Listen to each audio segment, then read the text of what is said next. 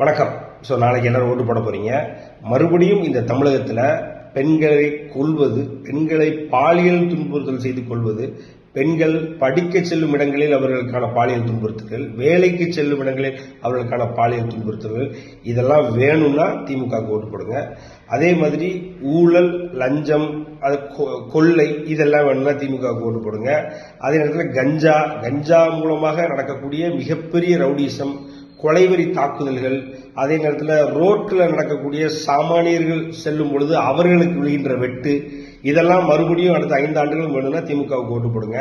அதே மாதிரி மீண்டும் விலைவாசி ஏறணும், மீண்டும் நம்ம கஷ்டப்பட்டு சம்பாதிக்கிற எல்லா பணத்தையும் அரசாங்கத்துக்கு கொண்டு போய் கொடுக்கணும் அப்படின்ற ஒரு எண்ணம் உங்களுக்கு இருந்தா நீங்க திமுகவுக்கு ஓட்டு போடுங்க.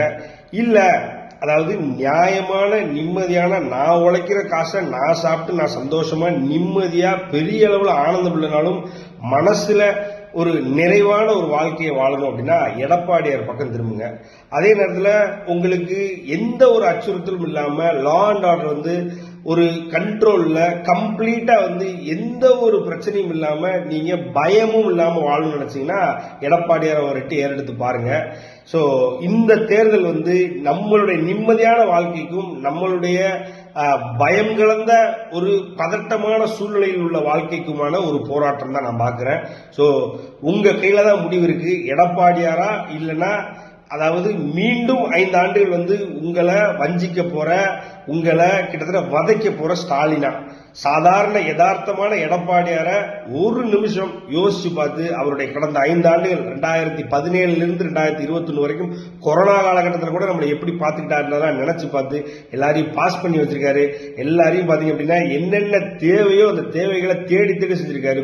குறிப்பா விவசாயிகளின் தோழன், ரொம்ப யதார்த்தமான, கள்ளம் கவனமற்ற, ஊழல் குற்றச்சாட்டற்ற, அதே நேரத்தில் வேற எந்த வகையான, அதாவது தன்னுடைய குடும்பத்துக்கு சொத்து சேர்க்கணும்னு நினைக்காத ஒரே தலைவர், மிக மிக யதார்த்தமான தலைவர், வாழும் காமராஜரே நான் சொல்லுவேன். அவரை ஜெயிக்க வைக்கணுமான்றதை முடிவு பண்ணிக்கோங்க.